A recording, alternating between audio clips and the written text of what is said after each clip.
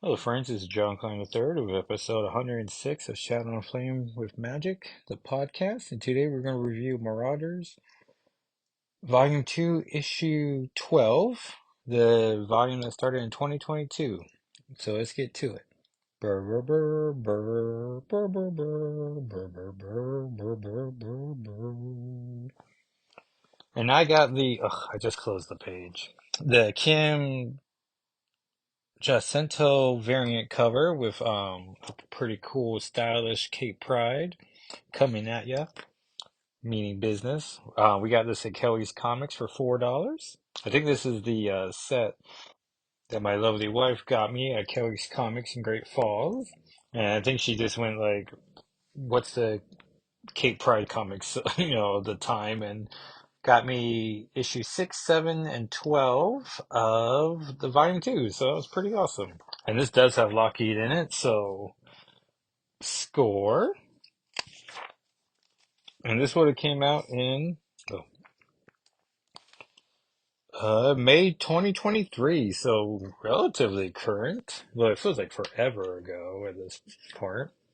And so the recap page says, oh yeah, this is Pre-Genesis Part 2, the final issue of Marauders. Oh yeah, writer Steve Orlando, artist Eleonora Carlini, color artist Matt Mila, letter and production VC's Travis Lanham,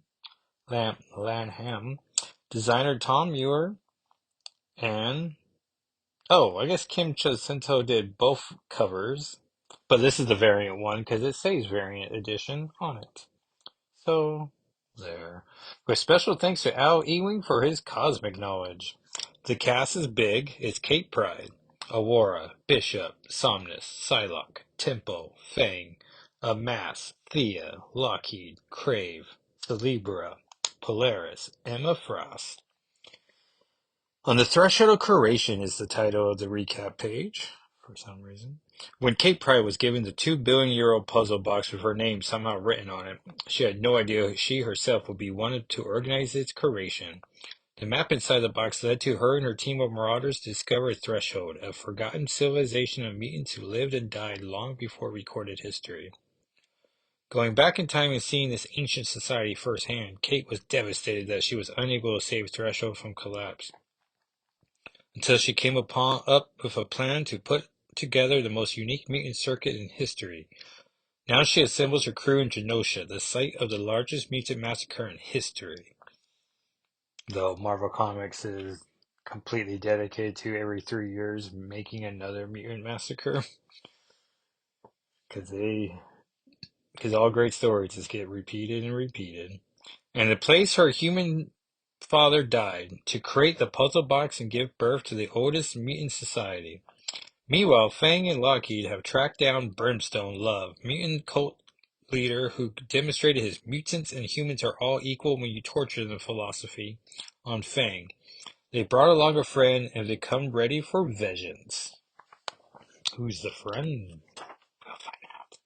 Inside cover, surprisingly or uniquely, is the house ad for Alien 1. Find out what lurks beneath the ice. Because I guess, because, Disney bought the Fox movie rights, and so not only did they get they already had Lucasfilm, but they got all the Fox properties. And now Wolverine is fighting a predator in recent comics. So, Hightown Manipur and brother, oh no, I just read his name in the recap plate. Oh yeah, Brimstone Love is fighting Dakin, like choking him. And Dakin already ripped off one of his horns. And then we see Brother Love, who looks handsome here. So I don't know, because I know him from X-Men 198, where he was like a real monster of a man with a squid belly. Unlike Maggot, who has, well, two maggots that come out of his stomach. But this is just a squid that's constantly wanting stuff to be put inside it. And then Lockheed goes chut at oh, I already forgotten his name. Oh, Johnny D.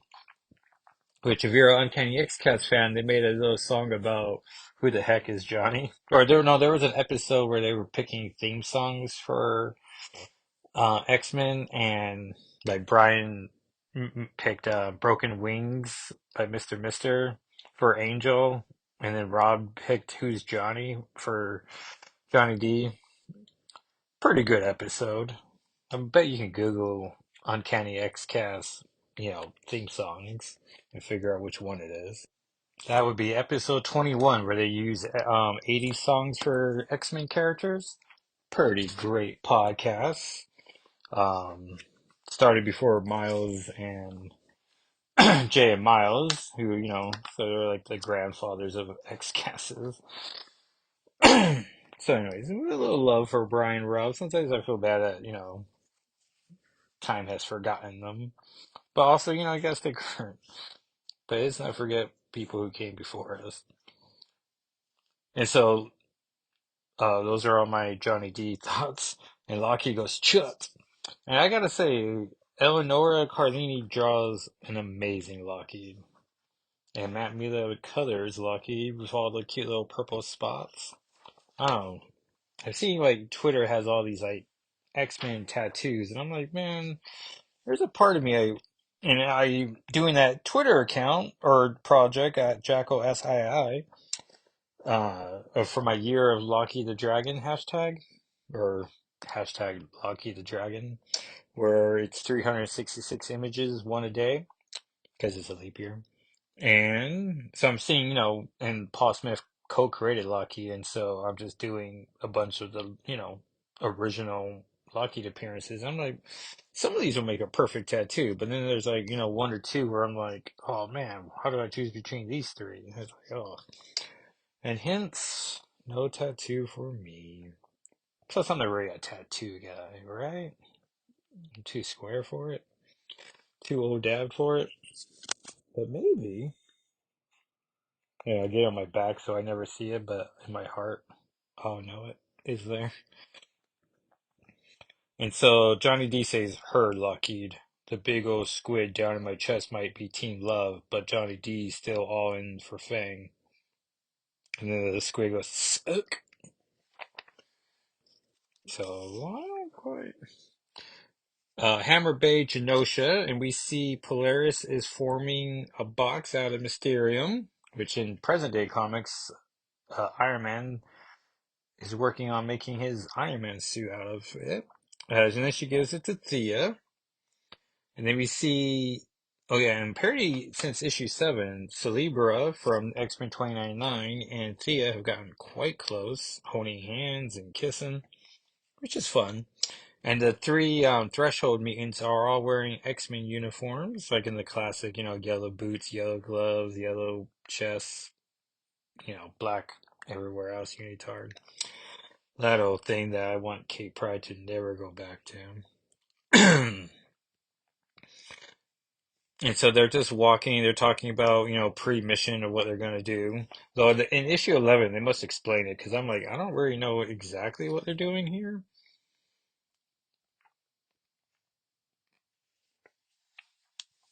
And then we cut to Kate Pride talking to her father, and they're just surrounded by a bunch of ghosts. And Kate says, Dad, I don't know where to start. Start with the end, kiddo. After all, it's the last thing I remember. The end, right. Just like it's just that easy. You were here and you knew it was over. You looked right at the cameras. I could read your lips. You said, I love you, kitty. Make me proud. I knew there was no escaping Magda Square. You're right. And I also knew you would hear me. I couldn't save you, Dad, and so much has happened since then, but I never forgot. And I always loved how Kate had such a close connection to her father, Carmen. Her poor mother, Teresa, just never. Oh, well, that she also goes by Terry Pride. So her poor mother, Terry, and how she just, I don't know. I don't get the impression that she's constantly calling her once a week or whatever. And I say that as a guy who needs to call his mother a lot more than just once a month. Um, but that's for me to improve upon. But she just, like, I imagine she just calls, like, when something happens, which is what the Kleins do. Like, no news is good news. And, you don't call unless you have news. But then you don't ever call really. So, um, So, not a great idea, but every day you make that choice to keep doing that, and one day you just choose to be different. So I'm gonna choose to do that differently as well. So close to her dad, not close to her mother, family's complicated. Now I've got a chance to not just make you proud, but to turn the millions lost into billions born. To make this into a place of joy, imperfect or not. The DNA in the ground, human and mutant. It could spark a golden age, but it's not my choice to make. It's yours. You and everyone who died here. Dot dot dot. What's this you're drawing? Some something this something big. This map is where it all started. We found it impossibly old with a message in my handwriting. The first blood spilled. We thought it was. Oh yeah, because like the recap page says, she found a box that had her handwriting in it, and so now she's at the point in the present where she needs to draw the image to go back in time. So, which is a fun aspect of like some. I think some time travel stories forget that part of like, wait, remember you established this, so now you got to show the thing. Or usually the time travel stories like preventing it. But it's nice when they're like, oh shoot, we got to do the line. The first blood spilled. We thought it was the Shi'ar failed genocide, but it could mean the blood we spilled to create threshold. I think it means life. I think I like the sound of that, but you've got one thing wrong. It's not your handwriting, it's ours. What happened here, Kitty? But it's only over when we say it is. Oh, what happened here happened, Kitty. And knowing what we do about the people we were, we say the book's not closed. We want another chapter. We want. And Kate just hugs. I guess it's cute too that she didn't have her dad call her Kate. Like she's just like, no, it's my, it's dad. Kitty, the ghosts are watching. Oh no, Kitty, the ghosts are watching. Don't care. And she just gives him a big old hug, and she's smiling, and he's like, oh. On Shaki Shakti had Celebro, a captain's forum, stenographer, forget me not. Woo, forget me not. Attending Bishop, Psylocke, Magic, Cyclops. Magic. Ugh, nine. No, no, that's German. Niet. So, who is of us talks first on our newest stray? Sleeper has certainly been, and this is Psylocke, has been accommodating on her own terms, which I understand well enough. After all, she was washed up on the shores of a mutant utopia that was, for her, nothing but history. Oh, I wonder if that's why she didn't like the beach coming up on her feet in issue 8. I felt much the same, both when I returned to this body and when we all landed in Threshold. And Cyclops says, from what Bishop says, Threshold might be the reason Cable brought her here. Bishop. Oh yeah, there's that data page. He brought her here to save her life, but Cable's no fool. I'm sure he knew how important she could end up being. The history both of us knew when we came here from our futures is always in flux. In mine, Cerebro was key to creating the Threshold, but there's no guarantee. Which is like, really, Bishop? You just now know this information? But there's no guarantee this timeline could play out that way. That's why when it comes to the future, there's plenty I don't talk about until it happens. Well, there you go. I made a criticism, and even though I read this comic an hour ago, I still had the same thought. That even when that could change enough to influence the outcome.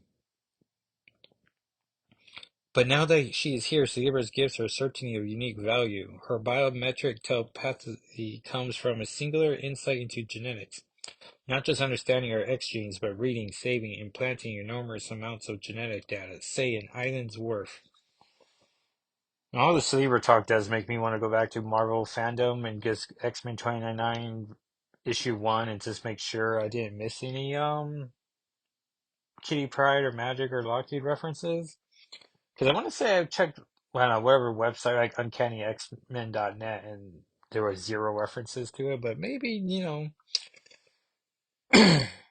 let's just double check and make sure there wasn't a mention or something. Just, double check. Because I remember just not connecting to it because I was old dad being like, no, there's no references to the present. Because Spider-Man 2099 at least had villains from the past who reused the names. Which I support so much as I support any of Kate's wild plans. We know that Cerebro can do, but how is she doing? She's cautious but fascinated with what we think of as mundane.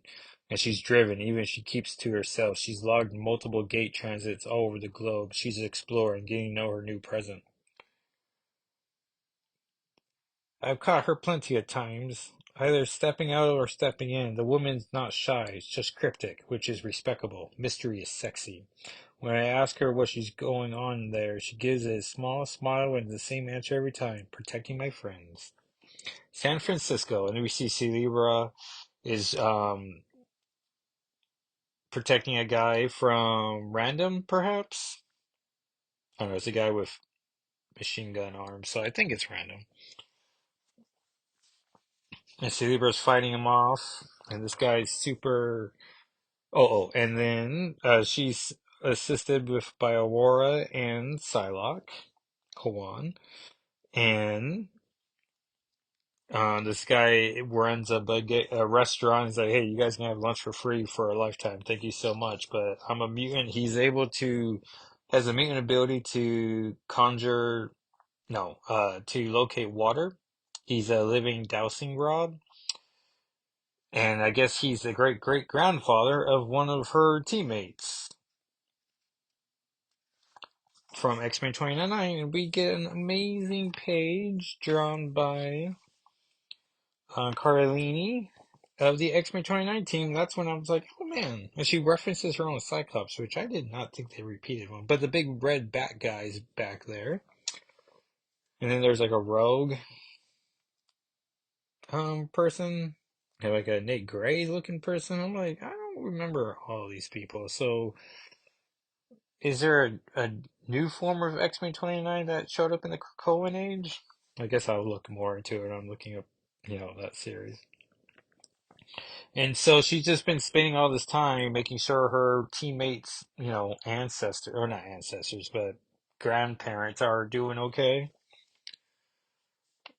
And then we cut back to Brother Love, which I know it's not Mick Foley's name. He is Brimstone Love because he's big and red. And he just keeps punching Dakin, and Dakin's fighting, so it's just fight, fight, fight. And then Dakin rips out Brimstone Love's eyeball, and he's just like, "Come on, man, my horn and not my eye." And then he gives it to Johnny D, who then puts it in his squid belly, which creates voodoo dolls essentially. And we see in the background that Lockheed has landed on Dakin's shoulder and looks awesome. I'm trying to think of my four images. I think I went one, two.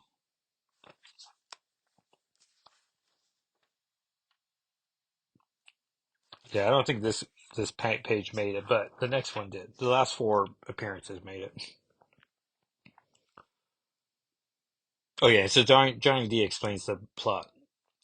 This beauty, that's my gift, love. Not the sexiest, but it's got its perks. Like the fun toys my chest spits out when I feed him even just a little bit of someone. And then Dakin grabs the voodoo doll and just like starts like pulling at its arms and then just flings it and Locky burns it.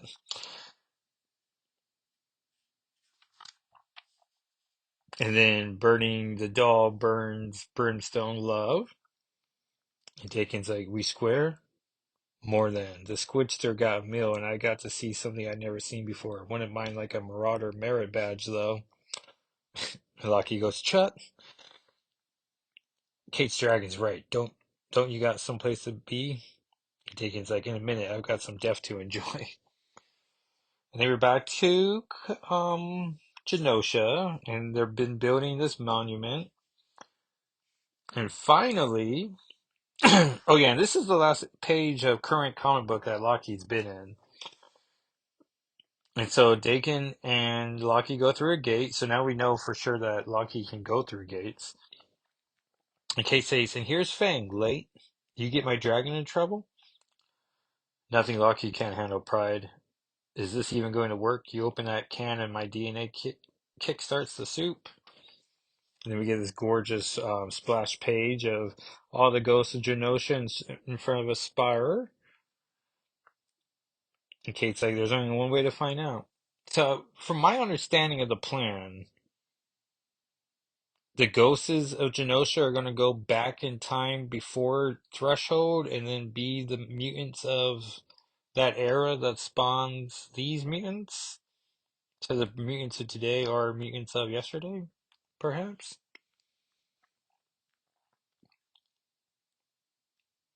And then we see Kate Pride taking out her maps to put it into the box. In case he's, we tried new things, we move on, not without all of you. The ghosts of Genosha, humans, mutants from yesterday, today, and tomorrow. The blueprints drawn, the guest list full, and all checked off. Crew ready, Captain? And Bishop says, crew's ready, Captain. Let's get started. Let's start something. And then the Mysterium snaps clothes of all the ghosts. In case says, phase and craze, ladies, hold your breath. And then Celebra and Thea disappear, and Psylocke says, "Time travel, Bishop. Should they not have already returned? Either they're back soon or not at all." The Proterozoic era. Oh yeah, there's a house ad here for Moon Knight 23 that has Venom in it. And and Kate went too. And so Kate's walking on some water. She puts the cube down. Respect the sacred land. She clicks the box. It sinks into the water. Murder no man as she walks away. Make more mutants, which was the three laws of Krakoa. And then we see all these mutants breaking out. And somehow I guess the ghosts are no longer ghosts if they're back in the past. They must explain in issue 11. Sometime later, and so we have Kate and Emma, which I don't know if I have two different woman voices. Well, no, I guess I'm always trying to do a British voice, as all my accents turn into. Oh no, but I can't do it for Emma. Emma's not doing a British accent. To Captain Pride, creator of life, seems Magneto's right. We're gods after all. Mystique hunted down the vessel for you, Emma, not him. You started this. You never told me why. Why else? Inspiration, a nudge, an emotional presence? Like Exodus's favorite, as I walked in the garden, I came upon an epiphany. Not my first, mind you. This was a vision I could not shake. The whole island's a garden. Emma, where were you? Where else, Captain? The Grove, which is the Quiet Council home. The Grove, Emma, that's terribly mundane, but the council chambers so offer a singular calm, absent the whiff of our friend Shaw's starch cavat, of course. Seb's not invited, Emma. Not tonight. Tonight? And Emma's all smiles. Is for everyone who's heard, know, and given it right back. And it's a beautiful splash page again. For the crew, for us, tonight's for the Marauders, Miss Frost. And so is tomorrow. And we get a nice little panel of Captain Kate Pride, Red Queen, toasting us. But the splash page is currently the last image we have of Lockheed on Krakoa. He's not even. Oh no, I think they're on Genosha now though. No. This is Krakoa. And Thea went back in time. Oh no. Yeah, Thea and Celebra are back there, so they're in the present. So I don't know. I guess the emotional impact is fun because it's an ending, but the plan of it all escapes me. But let's see here. Who can I name? Callisto's there talking to a brunette in a blue jacket. Polaris is there. Storm's there. Aurora's there. Christian Frost is there. Kate Pride with Lockheed on her shoulder. I love Emma. Hey, Magic's way back there. Thankfully, she has that soul sword and looks like a bikini because she's drawn so small. Iceman, Pyro, Wallflower, maybe? Bishop, Psylocke, Somnus, Crave, and a Mass. And some, oh, Fang's over there. So there's like three I don't recognize. A People Reborn, final data page. Once, a land fell to the cruelest of monsters, and for years its people grieved, for at that time they had not yet united. And at that time, lost was truly lost. But once united, those people learned to question. They grew more powerful until they questioned even death. In time, they dared question even more. In time, they found themselves unsatisfied with that which was lost, truly being truly lost, and sought something new. So from this fallen land came a seed, one cast out from a people's darkest moment into the path. There it grew into a moment of light, a golden age, a place of celebration, born from a place of mourning. This is a story of a land of yesterday and today. This is a story of mutant kind, a people for whom the form of the whole recurs in the form of its parts. I should say the font for this is not just the New Times Roman. It's like a nice little handwritten font. We unite, we liberate, we overcome even the greatest of tragedies. This is a story of mutant kind's second generation of mutants, born long before its first, though the wonder of mutant gifts, a refuge, a simultaneous memorial in both past and present, a refutation of death, of genocide, and of hate. This is Threshold, where we mutants went where no others could dare, where we started something no other could dream, and where we live as to others can. Thea, born of Threshold, reborn of Krakoa. And comics coming out at the same time, X-Men Before the Fall, Mutant First Strike #1. And so these are coming out March 1st through the 29th. X-Force 38, Rogue and Gambit 1, New Mutants Lethal Legion 1, Nightcrawlers 2, X-Men 20. Oh yeah, Nightcrawlers, that's part of Sins of Sinister. Not very good. X-Men 20, Bishop War College 2, which sounds fun. I should probably read it. Immoral X-Men 2. I would say Sins of Sinister, Immoral X-Men 1 through 3, and Sins of Sinister Dominion. The only parts of Sins of Sinister you have to read. But also, you don't need Immoral X-Men. Wolverine 31, Marauders 12, little arrow pointing to it, like, this is the one you're reading. Storm and the Brotherhood of Mutants 2, which is Sins of Sinister tie-in. Sabretooth and the Exiles 5, Deadpool 5, and Betsy Braddock, Captain Britain #2, ending the month. And back cover inside ad is for Sons of X, a battle of the Titans of the X universe. Your Mother Righteous, Nightcrawler, some lady in the middle, Nimrod. Oh, and Legions to the left, of course. Cracks form in the foundations of Krakoa. A back cover ad is for Wakanda Forever, the official playlist. So that, everyone, is how Marauders Volume 2 ends. And I don't know, it ends on a high note. I remember people complaining about, that it was losing its way in the billions of mutants and the timelines. Um, which to me just means that like it went high concept and then we lost the characters interacting. Which I feel like on X Twitter, I've been really harping on the what I like in my X-Men comics. Like I like my X-Men comics. I mean, be grim and gritty if you have to be, but I like it when they have a little fun. Like to sprinkle a little bit of humor for the morose. Um, but also have characters I like in your books. Speaking of which, so the two comics that came out this week was X-Force, something else wrong. And main thing from that is that Beast got, this is the part I don't quite get because I chose not to read it, but Beast got either reverted to post Avengers Beast, so he looks like he pretty much got turned into X-Men 97 Beast or MCU Beast if you're up on your MCU movies. And so I don't know if he got split, so there's a current day Beast floating, or is this just the Beast you got transformed back? But and he's not Cat Beast either, which is a shame because that means this is a Beast that doesn't isn't best friends with Kitty Pryde, and that's not a Beast. That's not my Beast. Hashtag. Man, I am not hashtagging correctly. Hashtag not my Beast. And so, and then the other. comic came out was Resurrection of Magneto 1. That was very high concept and had a silent cameo by Kitty Pryde, which is why I didn't review it this week.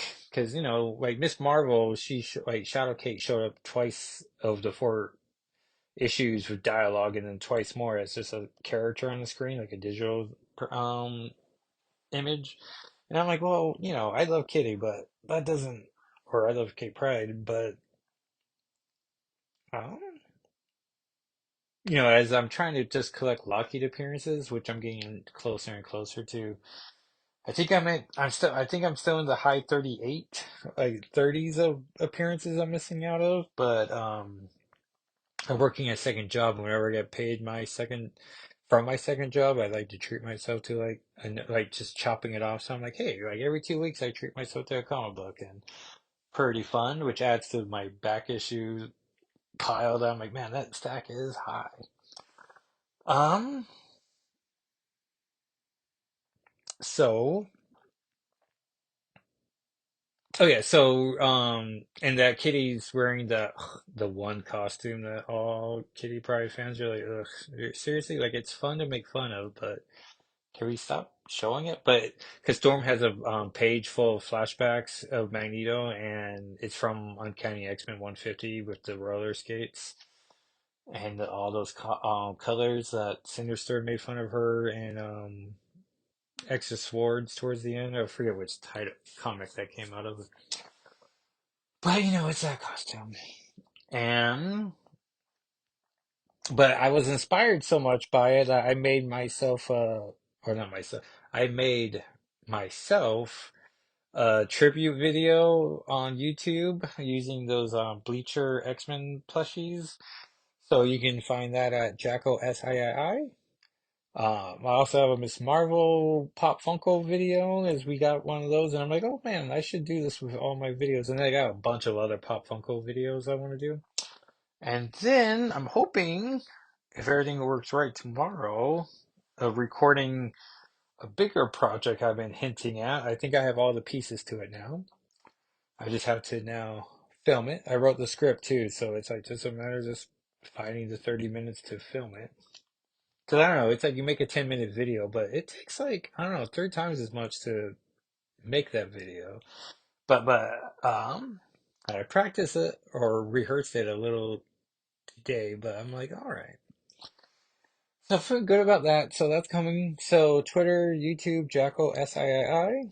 I'm almost to 1,000 Twitter followers, and that feels pretty good. I think I'm 6 away.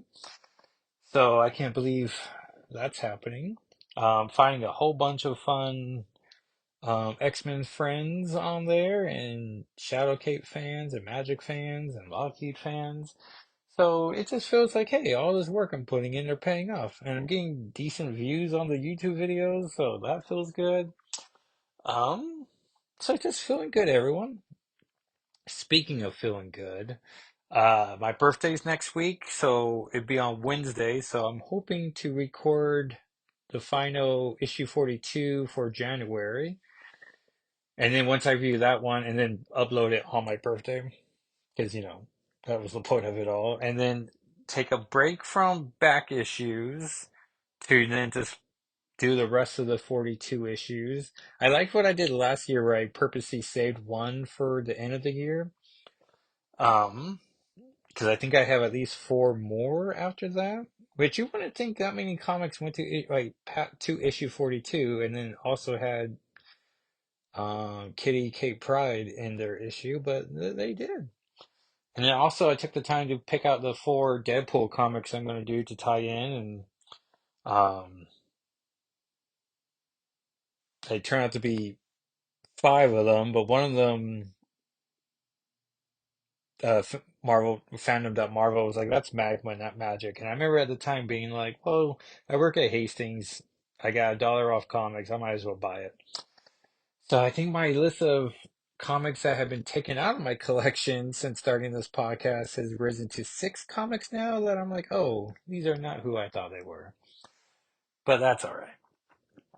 Or there were comics that bad example, but like Fallen Angel. Oh, no, no, no. Let's do a real example. Exterminators and how I had all four issues in my collection, and then Magic was not referenced in like issue one or two, and so I'm like, well, take that one out. I want to say it was issue two, and I was like, well, all right. I double checked a couple of sources. I'm sure when I bought it, it was dirt cheap because who was buying Exterminators Volume One? Volume Two, amazing. Volume One, it's okay. Um, so those are the comics on shelves. Quick reviews. Resurrection Magneto, pretty good. Uh, I'm hoping that the next three issues I can, make it like do a version of it and just see what's going on. And I would feel self-conscious of all the self-promotion I'm doing, but it's the end of the episode. So thank you everyone for listening. I'm trying to make the podcast grow. So if you will subscribe and ask a friend to subscribe and maybe listen to it, see what they like it, and I will talk at you next time. Oh yeah, that's what I was doing. So next week I want to do um oh yeah, so usually I try to do Sunday episode, but I might just save it for the Tuesday. And then if Kate Pride shows up in a comic next week, we'll just do it on Thursday or whatever. But I've been really enjoying the early week, late week episode recording, so I think the schedule is working out. People seem to be kind about being like, yeah, not too much. And sometimes you get weeks like this where it's just one issue a week, and that's fine as well. All right, everyone. Well, thank you so much for listening. I really appreciate everyone that has returned and said nice things, and I will talk to you next time. All right, everyone. Bye.